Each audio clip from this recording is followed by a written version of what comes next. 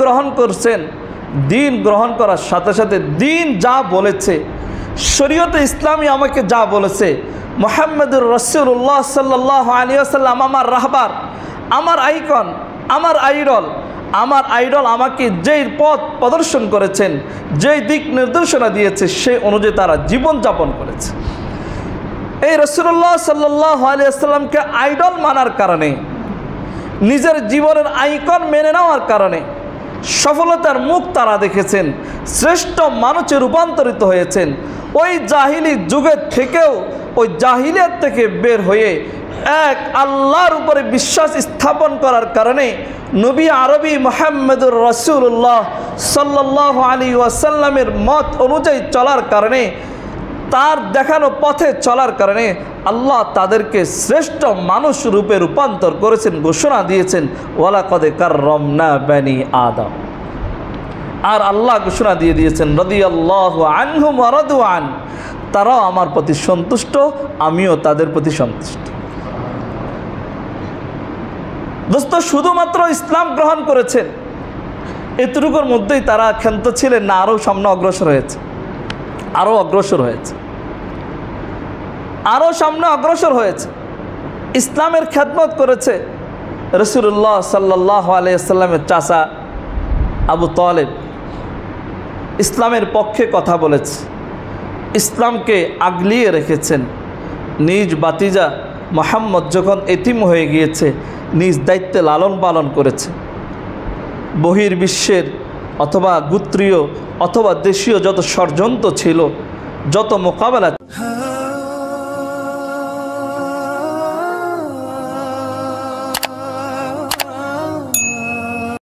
شرور أنفسنا ومن سيئات أعمالنا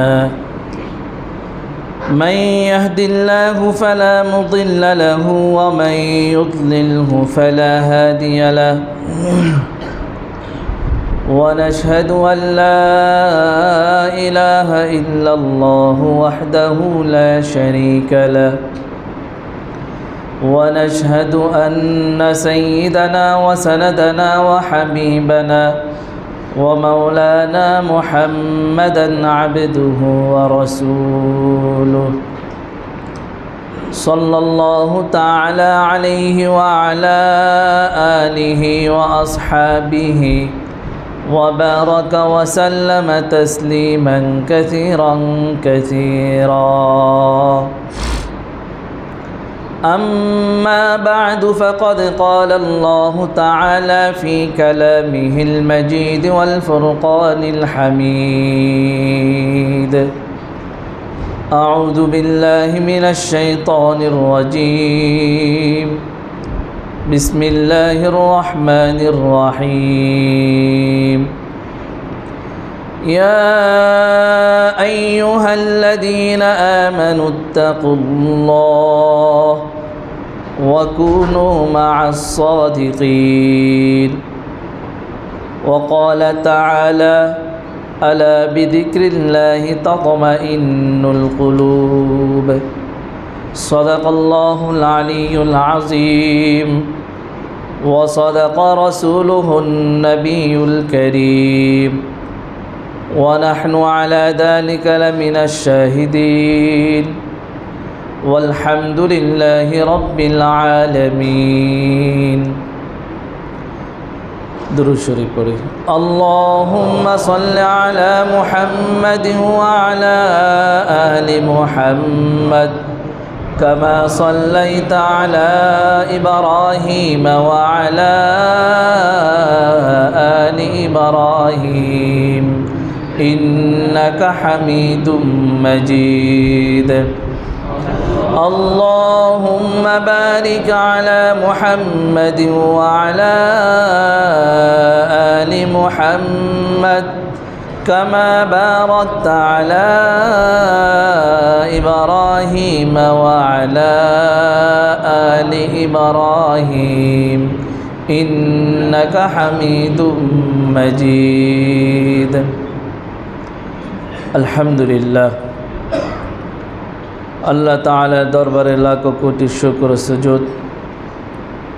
রব্বুল আলামিন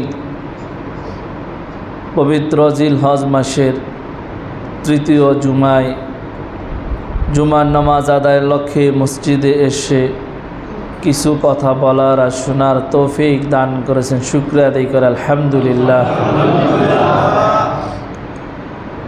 জিলহজ মাসে আমাদের উপর অনেকগুলো দায়িত্ব ছিল, অনেকগুলো আমল ছিল, অনেকগুলো সুন্নত কাজ ছিল। আলহামদুলিল্লাহ একে একে আমরা সবগুলো শেষ করেছি। বড় যেই ওয়াজিব ছিল আমাদের উপরে কোরবানি, যাদের উপরে কোরবানি ওয়াজিব হয়েছে প্রায় প্রত্যেকেই কোরবানির কাজ সম্পূর্ণ করেছেন। শুকরিয়া দিয়ে করে আলহামদুলিল্লাহ। শুধু এখন এটাই আমাদের কামনা, আল্লাহ যাতে করে আমাদের প্রত্যেকের এই কোরবানিগুলোকে কবুল আর মঞ্জুর করে নিন। আমি আর আপনি কোরবানি করলাম, লেকিন আল্লাহ যদি কোরবানিকে কবুল না করে তো আমার আর আপনার এই পশু কোরবানি দ্বারা কোনো ফায়দা হবে না। এখানে মূল আল্লাহ যাতে করে আমাদের এই কোরবানিকে কবুল করে, পুরা বিশ্বের মুসলিম যারা কোরবানি করেছে আল্লাহ প্রত্যেকের কোরবানিগুলোকে কবুল আর মঞ্জুর করে নেন। মোহতারম, আমরা একটা পরিচয় দিয়ে থাকি, আমাদের সবচাইতে বড় পরিচয় যেটা, আমরা মানুষ। আমাদের বড় পরিচয় কি? আমরা মানুষ। বনি আদম, বনি আদমের শ্রেষ্ঠত্ব আল্লাহ সুবহানাহু ওয়া তাআলা কোরআনে বয়ান করেছে, রাসূলুল্লাহ সাল্লাল্লাহু আলাইহি ওয়াসাল্লাম হাদিসে বর্ণনা করেছে, সাহাবায়ে কেরাম রাদিয়াল্লাহু তাআলা আনহুমের কওল ও আসার থেকেও এগুলো প্রমাণিত। এই মানুষের সৃষ্টিকর্তা হলেন আল্লাহ, না অন্য কেউ আছে? অন্য কেউ আছেন? দেখেন, আল্লাহ অনেক কিছুই সৃষ্টি করেছেন, পাখি, পশু, জিন, ফেরেশতা, তরুলতা, গরু, ছাগল, সব কিছুকে সৃষ্টি করে এর মধ্যে মানুষও একটা সৃষ্টি, কিন্তু মানুষকে শ্রেষ্ঠত্ব দান করেছে। সকল সৃষ্টির উপরে আল্লাহ বলছেন ওয়ালাকাদ কাররামনা বনি আদম, আমি বনি আদমকে শ্রেষ্ঠত্ব দান করেছি, সম্মান দান করেছি। কিন্তু পরক্ষণেই আল্লাহ আরেক জায়গায় বলেন উলাইকা কাল আনআমি বাল হুম আদাল উলাইকা হুমুল গাফিলুন। এই মানুষ কাল আনআম, এরা চতুষ্পদ জন্তুর মতো, বাল হুম আদাল, এর চেয়েও নিকৃষ্ট। এক জায়গায় আল্লাহ বললেন মানুষ বনি আদমকে আমি উত্তম রূপে সম্মানিত করে সৃষ্টি করেছি। আরেক জায়গায় বললেন এই মানুষ চতুষ্পদ জন্তুর মতো বা তার চাইতে নিকৃষ্ট। আরেক আয়াতে আল্লাহ ইরশাদ করেন উলাইকা হুম খায়রুল বারিয়াহ, উলাইকা এই মানুষ সম্প্রদায় এরা হলো উত্তম। এর পরক্ষণে আল্লাহ বলেন উলাইকা হুম শাররুল বারিয়াহ, আল্লাহর সৃষ্টির মধ্যে এরা হলো নিকৃষ্ট। তা আল্লাহ আমাদেরকে এই মানব জাতিকে, এই মানুষকে এক জায়গায় বলছেন সম্মানিত, এরাই উত্তম সৃষ্টি, আরেক জায়গায় বলেন এরা নিকৃষ্ট, এরা চতুষ্পদ জন্তুর মতো, এবং যে সৃষ্টি আছে সৃষ্টিগুলির মধ্যে এরা নিকৃষ্ট। দুই কথাই আল্লাহ বলেছেন। কেন বলেছেন? আমাদের শ্রেষ্ঠত্ব ধরে রাখার উপায় কোথায়? এই দুই জায়গায় আমাদের পার্থক্য এক পরিচয়ে। আমি শ্রেষ্ঠ এবং নিকৃষ্ট হওয়ার মধ্যে পার্থক্য এক জায়গায়। এক জিনিস আমাকে উভয়টার মধ্যে শ্রেষ্ঠত্ব করতে পারে, আবার এক জিনিস আমাকে নিকৃষ্ট করে দিতে পারে। সে এক জিনিস হলো আমাদের দিন আর ধর্ম ইসলাম। সে এক জিনিস কি? ইসলাম, আমাদের দিন। দিন যদি আমার ভিতরে থাকে, দিন যদি আমার আর আপনার ভিতরে থাকে, তো তো আমি আর আপনি শ্রেষ্ঠ মানুষ রূপে রূপান্তরিত হব। দিন যদি আমার আর আপনার ভিতরে না থাকে, তাহলে আমি আর আপনি, আল্লাহ যদিও উত্তম রূপে সৃষ্টি করেছেন, কিন্তু আমি আর আপনি ওই উত্তম মানুষ রূপে থাকব না। আল্লাহ সুবহানাহু ওয়া তাআলা বলেন, ইন্নাদ-দীনা ইনদাল্লাহিল ইসলাম। আল্লাহ তাআলার নিকট গ্রহণযোগ্য দিন হলো ইসলাম। একমাত্র দিন, ধর্ম যেটি, এটির নাম কি? জোরে বলেন কি? ইসলাম। তার মানে আল্লাহর নিকট সবচেয়ে গ্রহণযোগ্য দিন আর ধর্ম হলো ইসলাম। আল্লাহ অন্য জায়গায় বলেন, وَمَن يَبْتَغِ غَيْرَ الْإِسْلَامِ دِينًا فَلَن يُقْبَلَ مِنْهُ وَهُوَ فِي الْآخِرَةِ مِنَ الْخَاسِرِينَ। যে ব্যক্তি ইসলাম ছাড়া অন্য কোনো কিছুকে অন্বেষণ করবে, ফালান ইউকবালা মিন, তার কোনো কিছুকে কবুল করা হবে না, তার কোনো আমল, তার কোনো কিছু আল্লাহর নিকট গ্রহণযোগ্য হবে না। শুধু এতটুকু নয়, আল্লাহ এরপরে বলছেন, ওহুয়া ফিল আখিরাতি মিনাল খাসিরিন, আখিরাতও সে ক্ষতিগ্রস্তদের অন্তর্ভুক্ত হয়ে যাবে। তার মানে আমি নিকৃষ্ট, মানুষ শ্রেষ্ঠ হওয়া আর নিকৃষ্ট হওয়া, এর মানদণ্ড হলো ইসলাম। মানদণ্ড কি? ইসলাম। ইসলাম আমাদেরকে সঠিক পথে চলার জন্য পাথেও দিয়েছেন, আমাদেরকে রাহবারি করেছেন, আমাদেরকে সংবিধান দিয়েছেন। যদি সেই সংবিধান আর সেই রাহবারিকে যদি আমি না মেনে চলি, সেটাকে যদি আমি উপেক্ষা করে চলি, এটাকে যদি নিজের জীবনের সাথে অ্যাডজাস্ট না করে ভিন্ন কোনো মত আর পথে আমি চলি, তাহলে আমার শ্রেষ্ঠত্বের যে ঘোষণা, এই ঘোষণা আর থাকবে না। আমিও মানুষ। আজকে আমরা যারা এখানে মসজিদে বসে আছি, আমরা নিজেদেরকে ইমানদার বা মুসলমান দাবি করে, আমরাও একজন মানুষ। আবু বকর রাদিয়াল্লাহু তাআলা আনহু, ওমর রাদিয়াল্লাহু তাআলা আনহু, সাহাবায়ে কেরাম যারা ছিলেন, তারাও একজন মানুষ ছিলেন। বিপরীত পক্ষে আমাদের দেশে হিন্দু অমুসলিম যারা আছে, তারাও মানুষ। ওইদিকে আবু জেহেল, উতবা, শাইবা, তারাও মানুষ। মানুষের পার্থক্য আছে কিনা? আমি আর আপনি, অথবা ওই নবী যুগের লোকদের হিসাব করি, বেলাল হাবশী রাদিয়াল্লাহু তাআলা আনহু, উসমান রাদিয়াল্লাহু তাআলা আনহু, আবু বকর, ওমর রাদিয়াল্লাহু তাআলা আনহু, এদের তো মানুষ। তাদের পাশে সমযুগেই, সমকক্ষে তাদের অবস্থানে ছিল আবু জেহেল, উতবা, শাইবা। এই দুই শ্রেণীর লোকের মধ্যে ওমরের নাম যখন নিব, আবু বকরের নাম যখন নিব, উসমানের নাম যখন নিব, তখন সাথে সাথে রাদিয়াল্লাহু তাআলা আনহু আমরা পড়ি কিনা? পক্ষান্তরে উতবা, শাইবা, এই আবু জেহেল, আবু লাহাব যারা আছে, তাদের নামকে আমরা খুব সম্মানের সাথে নিয়ে থাকি না ঘৃণার সাথে নিয়ে থাকি? এক শ্রেণী, একই সময়ের, একই যুগের, একই সাথে, একই মহল্লায় বসবাসকারী, একই সাথে তারা থাকতেন। তারপর কিছু লোকের নাম আমরা খুব সম্মানের সাথে গ্রহণ করি, আর কিছু লোকের নাম আমরা ঘৃণার সাথে স্মরণ করি। কারণটা কোথায়? ওই কারণ এক জায়গায়। যাদের নাম আমরা সম্মানের সাথে গ্রহণ করি, তাদের ভিতরে দিন এসেছে, তারা দিন গ্রহণ করেছে। আর যাদের নাম আমরা ঘৃণার সাথে গ্রহণ করি, ঘৃণার সাথে উচ্চারণ করি, তারা দিন গ্রহণ করে নেই, দিন থেকে বিচ্যুত ছিল, দিনকে মহাব্বত করে নেই, বরং এই দিনের শত্রুতা পোষণ করেছে। তাহলে আমার সম্মানিত হওয়া আর অসম্মানিত হওয়ার মাপকাঠি কি পেলাম? ইসলাম, দিন। ওমর রাদিয়াল্লাহু তাআলা আনহু এসেছিলেন রাসূলুল্লাহ সাল্লাল্লাহু আলাইহি ওয়াসাল্লামের মাথাকে নেওয়ার জন্য। লম্বা ইতিহাস। ছুটে এসেছেন রাসূলুল্লাহ সাল্লাল্লাহু আলাইহি ওয়াসাল্লামের মাথা নিয়ে যাবেন।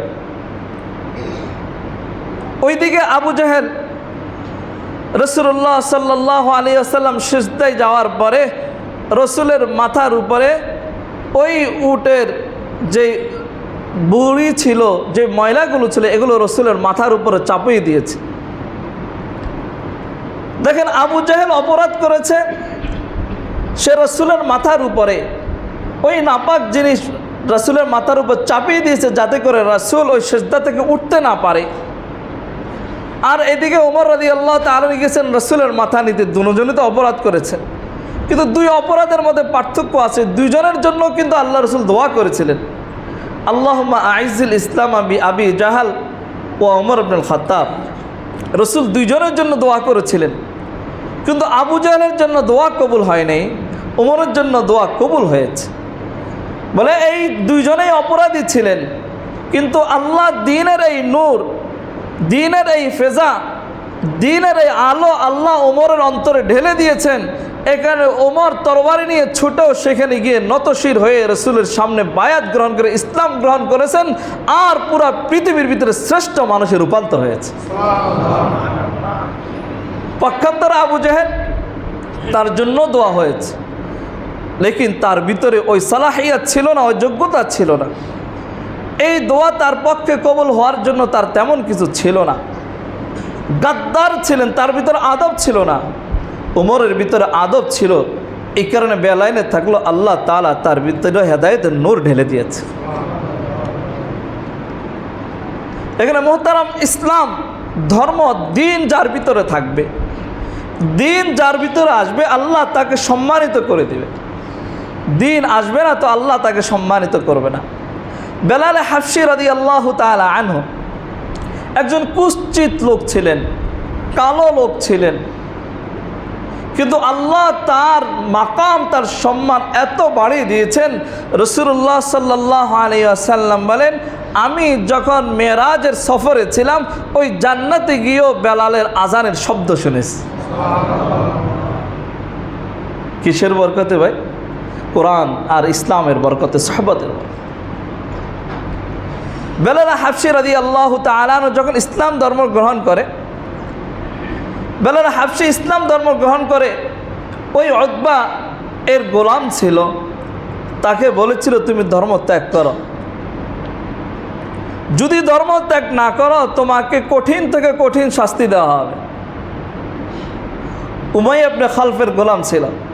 উমাইয়া ইবনে খালফ তাকে ইসলাম ধর্ম গ্রহণ করার কারণে, পরবর্তীর না ছাড়ার কারণে কি করেছে শুনবেন এই করুণ কাহিনী।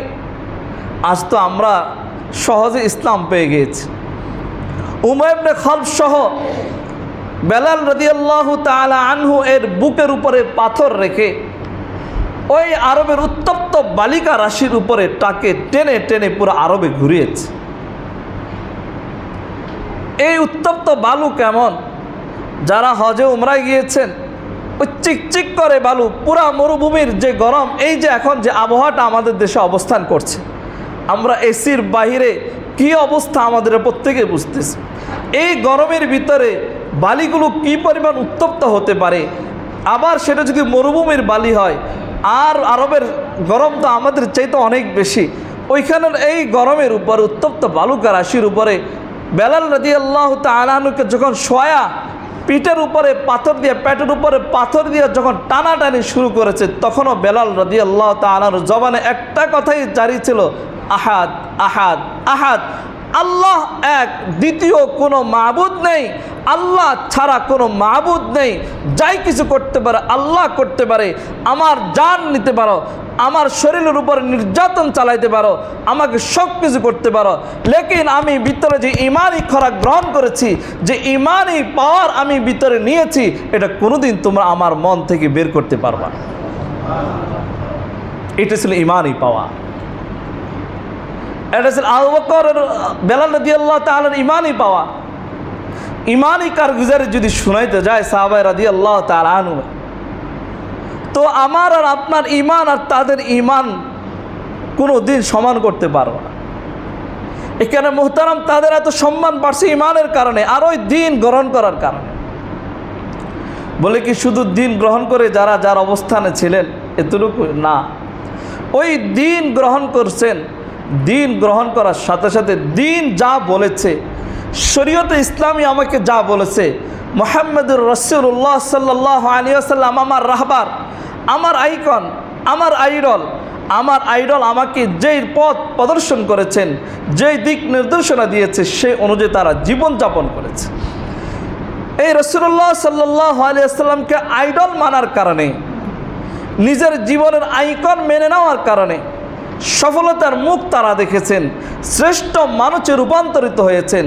ওই জাহিলি যুগের থেকেও, ওই জাহিলিয়াত থেকে বের হয়ে এক আল্লাহর উপরে বিশ্বাস স্থাপন করার কারণে নবী আরবি মুহাম্মদুর রাসূলুল্লাহ সাল্লাল্লাহু আলাইহি ওয়াসাল্লামের মত অনুযায়ী চলার কারণে, তার দেখানো পথে চলার কারণে আল্লাহ তাদেরকে শ্রেষ্ঠ মানুষ রূপে রূপান্তর করেছেন, ঘোষণা দিয়েছেন ওয়ালাকাদ কাররামনা বানি আদম। আর আল্লাহ ঘোষণা দিয়ে দিয়েছেন রাদিয়াল্লাহু আনহুম ওয়া রাদু আন, তারাও আমার প্রতি সন্তুষ্ট, আমিও তাদের প্রতি সন্তুষ্ট। দোস্ত, শুধুমাত্র ইসলাম গ্রহণ করেছেন এতটুকুর মধ্যেই তারা ক্ষান্ত ছিলেন না, আরও সামনে অগ্রসর হয়েছে, আরও অগ্রসর হয়েছে, আরও সামনে অগ্রসর হয়েছে।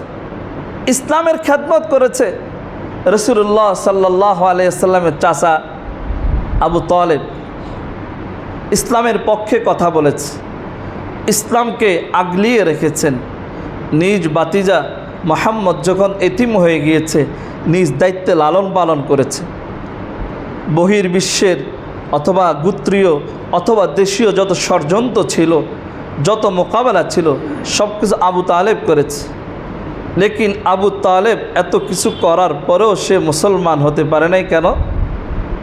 ইসলাম ধর্ম সে গ্রহণ করে। এত কিছু করেছে কিন্তু সে ধর্ম গ্রহণ করে নাই। এই কারণে তার তালিকা শ্রেষ্ঠত্বের কাতারে আসে নেই, তার বাপের ঘোষণা হয়নি রাদিয়াল্লাহু আনহু ওয়া রাদু আন। মোহতারাম, যদি নিজেকে শ্রেষ্ঠ বানাইতে হয়, শুধুমাত্র ইসলামের পক্ষে কথা বলা, ইসলামকে নিয়ে চলা এতটুকু যথেষ্ট নয়। আমাকে ইসলামের উপরে পরিপূর্ণভাবে থাকতে হবে।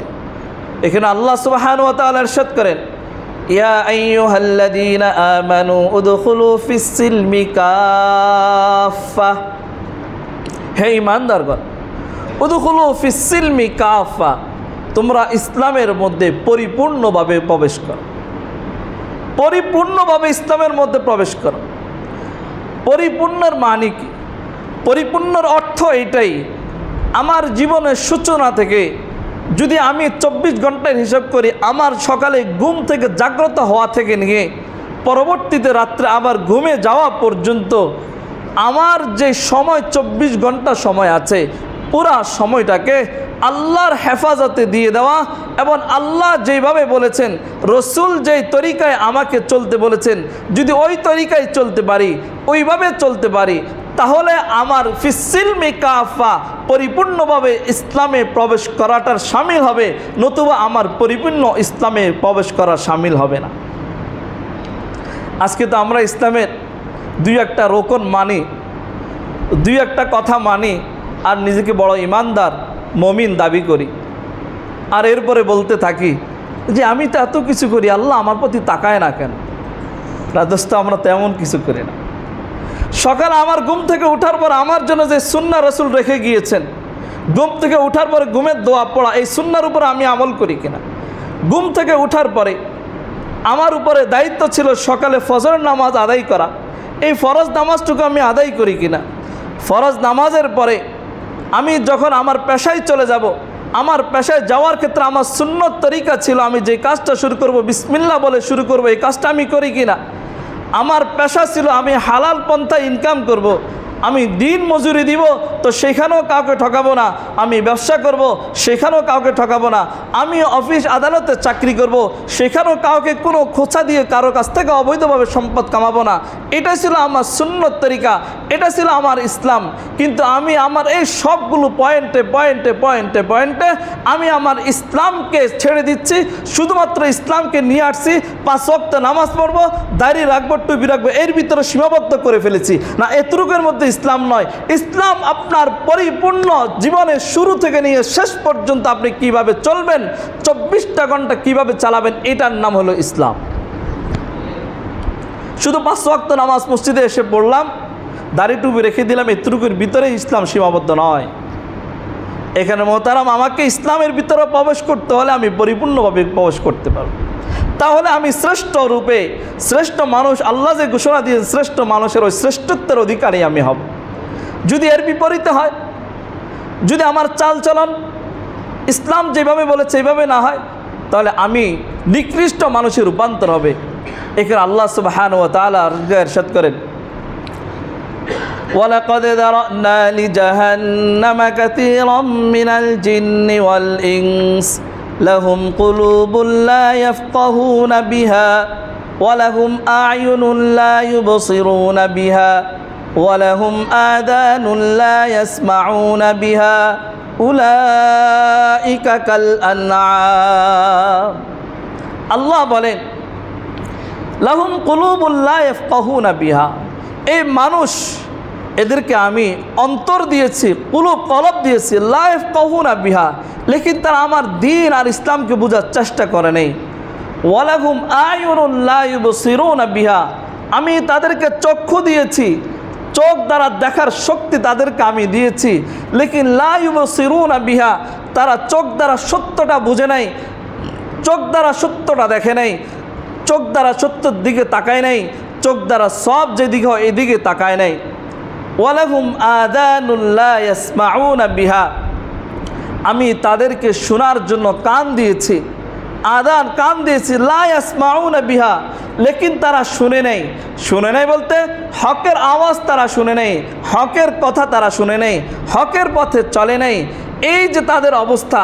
এবার বলেন, আমি আর আপনি মানুষ, আমি আর আপনি মুসলমান দাবি করতেছি, ইমানদার দাবি করতেছি, আমার ভিতরে কলব আছে, আমার আর আপনার ভিতরে চোখ আছে, আমার আর আপনার ভিতরে মুখ আছে, আমার আর আপনার মধ্যে কান আছে, সব কিছুই আছে।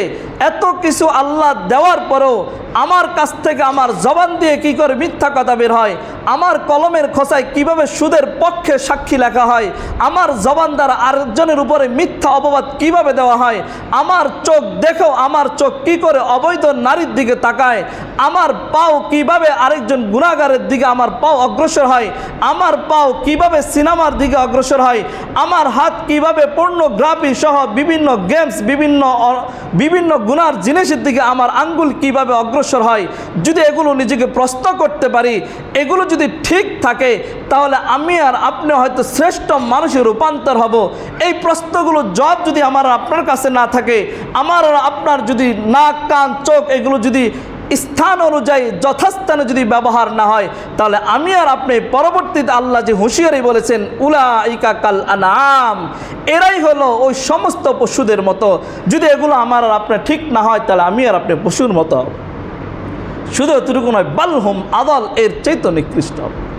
কেন বলেছেন পশুর সাথে, কেন বলেছেন? মুফাসসিরিনে কেরাম বলেন, উদাহরণ দিয়ে আপনাদেরকে বোঝানোর চেষ্টা করি।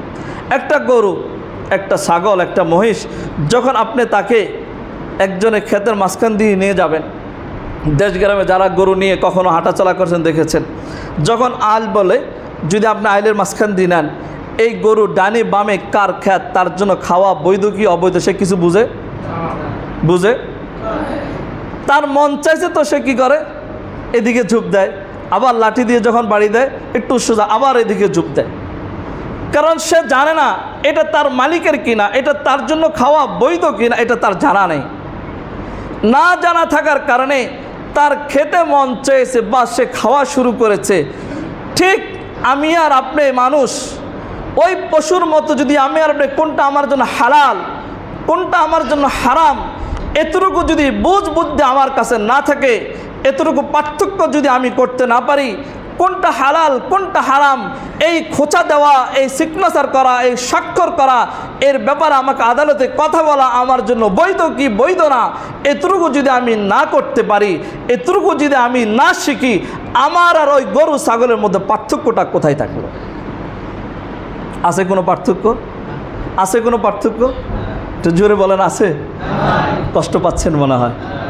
কষ্টের কিছু না মোহতারাম, আমরা শুধুমাত্র আমাদেরকে মুসলমান দাবি করি, শুধু দাবি করতে পারি, লেকিন আমাদের ভিতরে মুসলমানিত্ব কতটুকু আছে, কতটুকু আছে? আমি যে শ্রেষ্ঠ মানুষ, আল্লাহ যে আমাকে শ্রেষ্ঠ রূপে সৃষ্টি করেছেন, আমার ভিতরে শ্রেষ্ঠত্ব কোথায় রইল?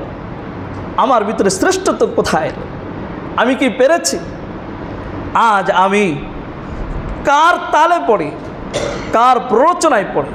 আমার নবী মুহাম্মদুর রাসূলুল্লাহ সাল্লাল্লাহু আলাইহি ওয়াসাল্লামকে আইডল আর আইকন না মেনে আমার নবীকে আমি আমার জীবনের সঙ্গী না গ্রহণ করে, কোরআন আর সুন্নাহকে নিজের সঙ্গী না বানিয়ে পশ্চিমা বিশ্বকে, বিন কালচারকে, বিভিন্ন নেতাদের কালচারকে, তাদের আদর্শ নীতিকে আমি আমার শরীরের সাথে, আমার 3.5 হাত বডির সাথে অ্যাডজাস্ট করে ফেলেছি। তাদের ওই কথাগুলোকে, তাদের ওই অবস্থানটাকে আমি আমার ভিতরে নিয়ে এসেছি। ওই আমি যে জিনিসটা এনেছি এটা কোনোদিন শরীয়ত সম্মত না। আমি যেই নেতাকে অনুসরণ করে মেনে চলি, যেই নেতাকে আইডল মেনে চলি, যেই খেলোয়াড়কে আমি আইডল মানতেছি, যেই খেলোয়াড়ের আকৃতি আমি গ্রহণ করছি, যে খেলোয়াড়ের চুল আর পোশাক আমি গ্রহণ করছি, সে তো আমার নবী আরবিকে গ্রহণ করে নাই, সে তো আমার রসুলকে গ্রহণ করে নেই, সে তো সাহাবিকে গ্রহণ করে নেই। তো সে কীভাবে একজন আমার আইডল হতে পারে? তার আইডল হওয়া, সে নিজে ভ্রান্তির মধ্যে আছে। আমি যখন তাকে অনুসরণ করব, আমিও ভ্রান্তির ভিতরে চলে যাব। এখানে আমার আর আপনার আইডল আর আইকন হবে কে? রাসূলুল্লাহ সাল্লাল্লাহু আলাইহি ওয়াসাল্লাম। আল্লাহ ইরশাদ করেন, লাকাদ কানা লাকুম ফি রাসূলিল্লাহি উসওয়াতুন হাসানা। আল্লাহ রসুলের জিন্দেগির মধ্যে, আল্লাহ রসুলের হায়াতের মধ্যে আমাদের জন্য রয়েছে উসওয়ায়ে হাসানা, উত্তম আদর্শ। আমাদের উত্তম আদর্শ রসুলের জিন্দেগির মধ্যে আছে। আমাদের উত্তম আদর্শ রসুলের কথা বার্তা, চলা ফিরা সব কিছুর মধ্যে আছে। আল্লাহ ঘোষণা দিয়ে দিয়েছে। কিন্তু আমি এই রসুলকে না মেনে, আমি আমার সামাজিক নেতাকে মেনে, আমার রাজনীতির নেতাকে মেনে, আমার পছন্দের খেলোয়াড়কে মেনে, আমি অমুক গোত্র অমুককে মেনে আমি যেই পথে হাঁটতেছি, এই পথ আমাকে ইসলামে প্রবেশ করাবে না, এই পথ আমাকে ইসলামে আনবে না, এই পথ আমাকে জান্নাতের দিকে নিতে পারবে না। এই পথ হয়তো দুনিয়ার বাহ্যিক কিছু চাকচিক্য, টাকা পয়সা, অর্থকড়ি, পদ পদবি আমার আসতে পারে। এই আইকনদেরকে মেনে দুনিয়াতে হয়তো কিছুদিন শান্তিতে থাকতে পারি, লেকিন আমার এই শান্তি শান্তি নয়, আমার আখিরাতের শান্তি হলো আসল শান্তি। এটা আমাকে আপনাকে বিশ্বাস করতেই হবে। কারণ আমি যেই নেতা আর যে খেলোয়াড় বা যাদেরকে আইডল মেনে চলি, এরা তো কয়দিন পরে থাকবে না, এরা তো কয়দিন পরে দুনিয়া থেকে নিঃশেষ হয়ে যাবে, অথবা ক্ষমতাচ্যুত হবে, অথবা তার ভিন্ন কিছু হয়ে যাবে। তো তখন আমার আইডল হবে, তখন আমার আইডল আবার অন্য কাউকে বানাইতে হবে। কেন আপনি তাকে অন্য কাউকে আইডল বানাবেন? কেন আপনি আইডল বানান রসুলকে, রসুল আদর্শ উপরে যারা আছে তাদেরকে আইডল বানান। এখানে শুরুতে তেলাওয়াত করেছিলাম, আমি আমার জিন্দেগিটাকে যদি সংশোধন করে চলতে পারি, যদি জিন্দেগিটাকে ইসলামের পথে চালাইতে হয়, আমার উপরে অনেক কঠিন অবস্থা আসবে। বেলাল রাদিয়াল্লাহু তাআলার ঘটনা শুনাইলাম। আমি আর আপনি পূর্ণ ইসলামের উপরে প্রবেশ করলে আমার আপনার অনেক কঠিন অবস্থা আসবে। ওই কঠিন অবস্থায় যদি আমি আমাকে ধৈর্য ধারণ করাইতে পারি, পূর্ণাঙ্গ ইসলামের উপরে থাকা সহজ। আর যদি ওই কঠিন অবস্থাটার মোকাবেলা যদি করতে না পারি, আর যদি তখন আফসোস করি, হাই ওরা তো দেখি আরও ভালো আছে, তো আমার কি দরকার এত কষ্ট করার, আমিও তাদের মতো হয়ে যাই। না মোহতারাম, এটা কোনোদিন আপনি সুখে থাকতে পারবেন না। বাহ্যিক কিছু অর্থ করি আমরা আসতে পারে, সুখের চাবিকাঠি এটা হতে পারে না, মূল মন্ত্র এটা হতে পারে। এই কারণে আমাদেরকে আমাদের ইসলামকে বোঝার জন্য, শ্রেষ্ঠ মানুষের রূপান্তর হওয়ার জন্য আমাদের দরকার আহলুল্লাহ সুহবাত।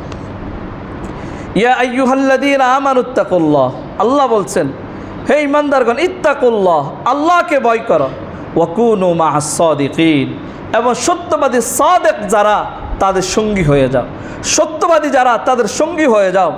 এটাই বলেছিলাম, ওমর রাদিয়াল্লাহু তাআলা আনহু, আবু বকর রাদিয়াল্লাহু তাআলা, ওসমান রাদিয়াল্লাহু তাআলা আনহু ইসলাম গ্রহণ করেছেন, দ্বীন শিখেছেন, রসুলের এই মাজমা, রসুলের খানকা কখনো ছাড়েন নাই। রসুল যেখানে যা বলেছেন ওইভাবেই ছিলেন।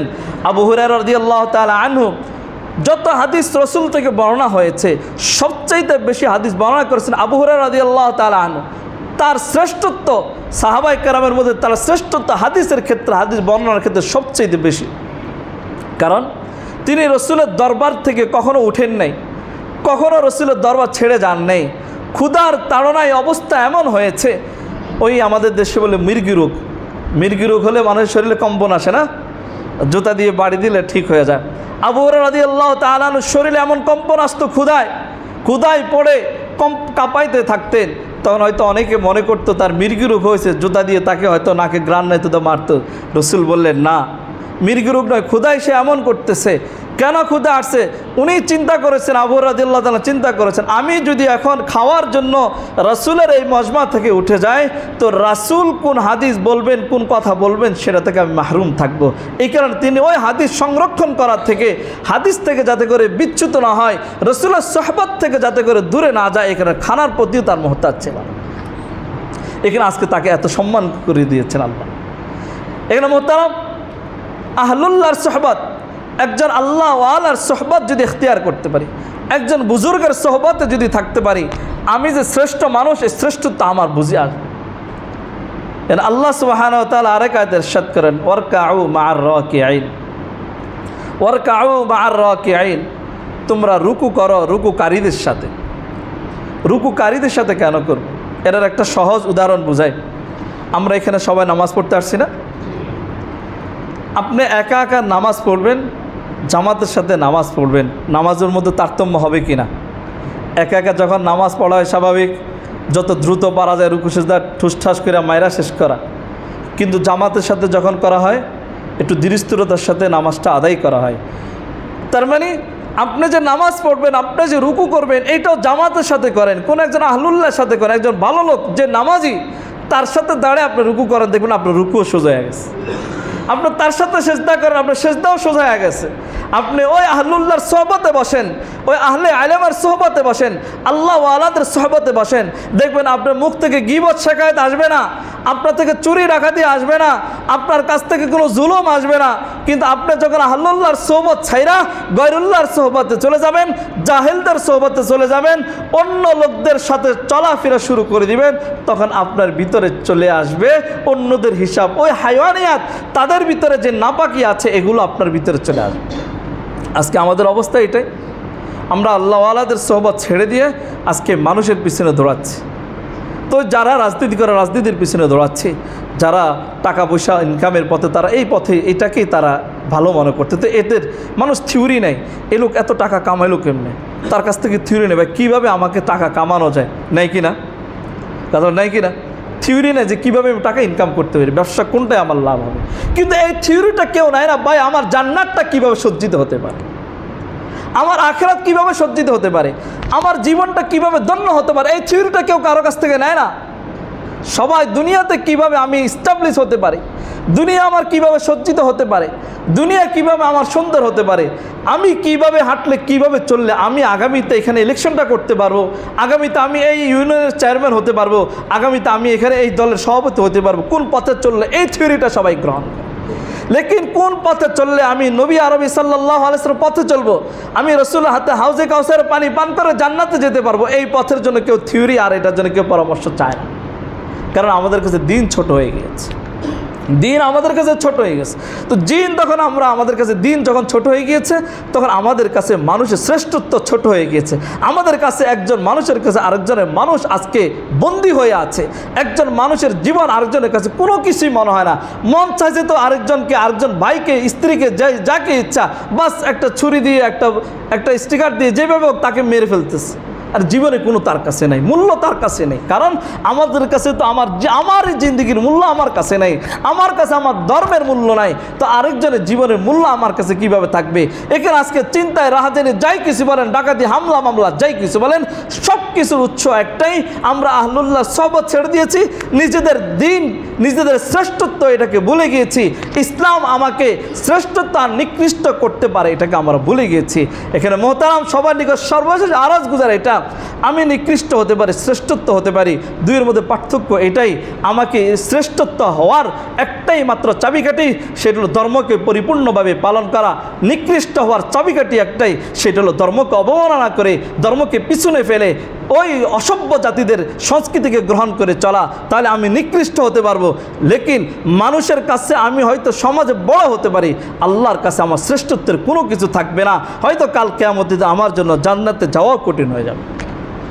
এখানে আমাদেরকে হেদায়েতের পথে চলা, জান্নাতের পথে চলার জন্য আল্লাহ যে নির্দেশনা আমাদেরকে দিয়েছেন, পরিপূর্ণভাবে ইসলাম মানা, পরিপূর্ণভাবে ইসলামকে গ্রহণ করে নিজের 24 ঘন্টা জিন্দিগিতে রাসূলের সুন্নাহকে বাস্তবায়ন করে চলার তৌফিক দান করুন।